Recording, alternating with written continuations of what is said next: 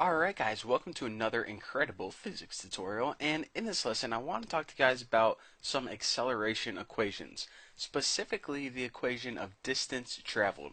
Because in the last tutorial we were talking about tuna cans falling from buildings, and I told you guys that acceleration stays the same, but speed increases.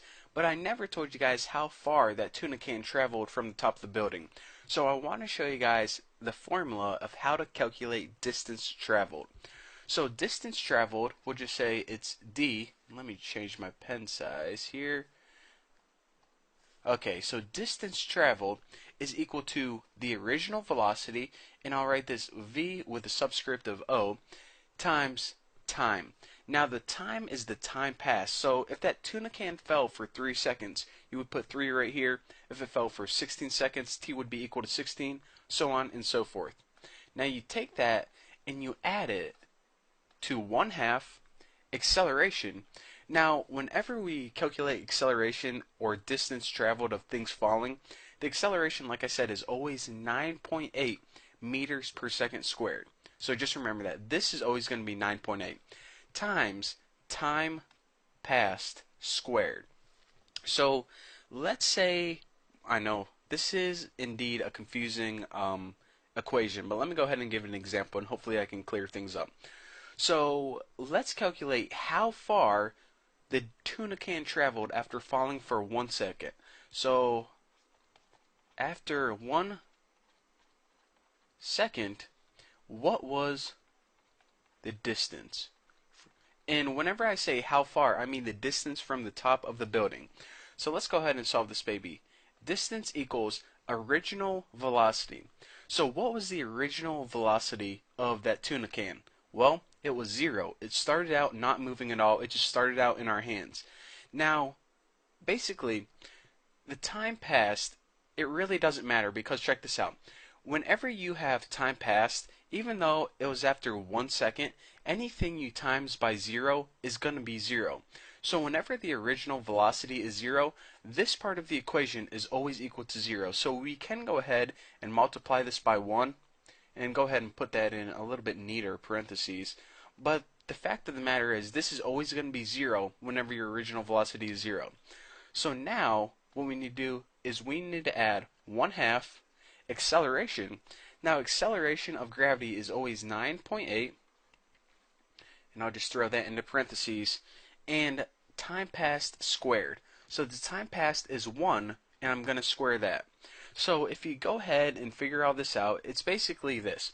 1 squared is 1, so it's basically 1/2 times 9.8. So the distance traveled of that tuna can is equal to 1/2 times 9.8.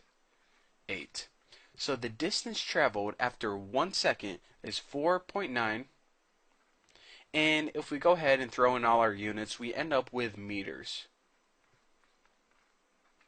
So just remember that. Whenever you drop a tuna can from the top of a building, after 1 second, it'll be 4.9 meters away from you. Pretty cool, huh? So let's go ahead and take a look at another example.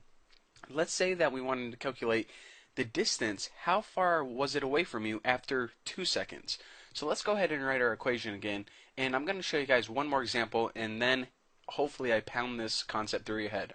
So the original velocity times time plus 1/2. My plus signs and t's kind of look similar, but this is a t, this is a plus sign. 1/2 acceleration time squared. So the distance traveled away from you, and I'll just go ahead and write this 2 seconds. Distance equals question mark. So let's go ahead and calculate, crunch some numbers.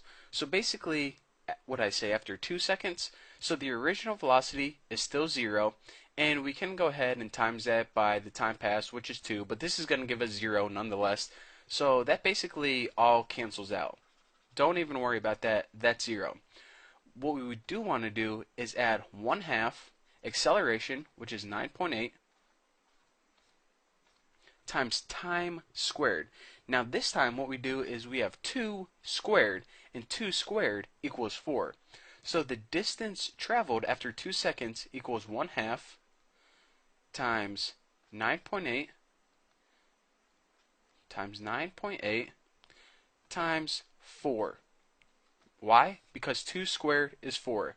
So if we go ahead and calculate that baby just like that, I think we end up with 19.6 meters.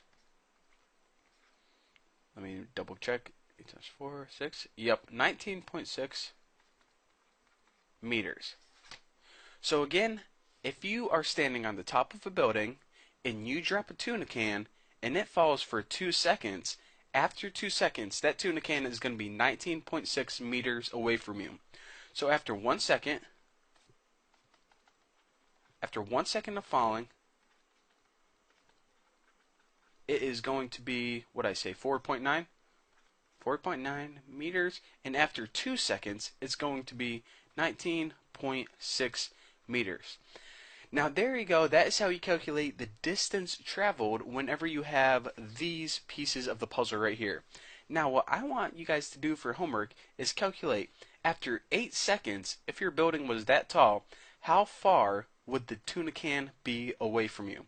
And the first person to come up with the correct answer is the winner. So leave a comment on this video with your answer, and we'll see who the smartest YouTuber is out there. So thank you guys for watching. Don't forget to subscribe, and I'll see you guys in the next video.